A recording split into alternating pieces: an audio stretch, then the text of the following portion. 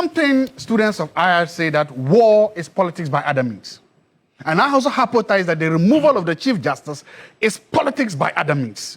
That you use it to achieve a political objective. The political objective here being that you agree with the premise that there's a unanimous FC. So in order not to make it unanimous, you must remove some people first, add a lot of justices to it, even though you say you will not do that, then change the Chief Justice, then make it not unanimous. So I think that is part of what has come to happen.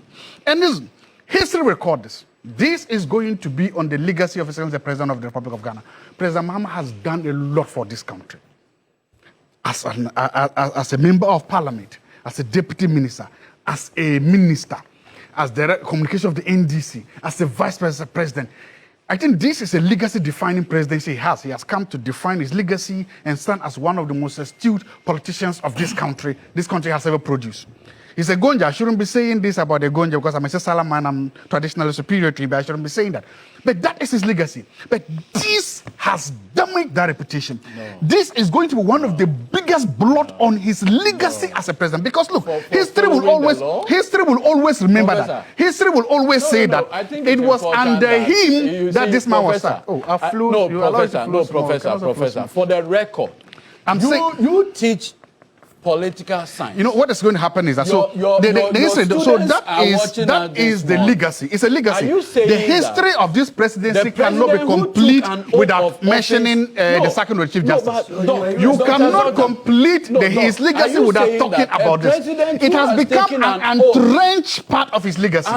If you are writing the legacy or the history of President Mahama, the second of Chief Justice will not be an anecdote. If you are writing the history of the President Mahama, the history of the Chief Justice, it will not be an afterthought. If you are writing the Chief Justice of the history of President Mahama, it will not be something that is peripheral or trivialized. No, it's going to be center stage of the history that will finally define him.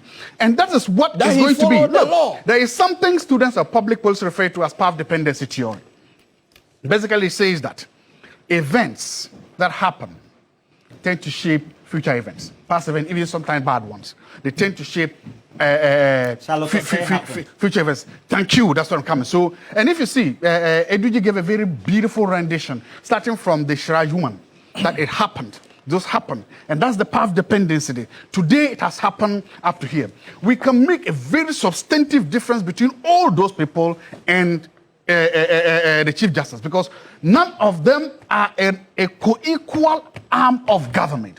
We operate what is called separation of powers in this country under our constitution. That is that they will say the powers are separated between the executive, led by the president, the judiciary, led by the Chief Justice, and parliament, led by the Speaker of Parliament. We say they are equal arms of government. No president under this constitution has ever removed or sacked from office a co-equal arm of government. It has never happened. This is why it will take center stage here. Look, one of the things I've observed from how is it that it's the president who removed? He signed the letter. He signed it. I've seen he signed the letter. He gave the edict premised on. He signed the letter. He said you are fired. He said you are fired. It wasn't the judicial committee that said he's fired. The president signed the letter. Yes. Oh. Small flow I was doing now. I can't flow again. Anyway, so let's keep going. Why did you choose? Flowing on mischief. You're flowing. Flowing on mischief. I have seen. It's completely unacceptable. He can only forget when he chews. I mean, you have been giving. That's all. You cannot. If you are not permitted to flow in mischief.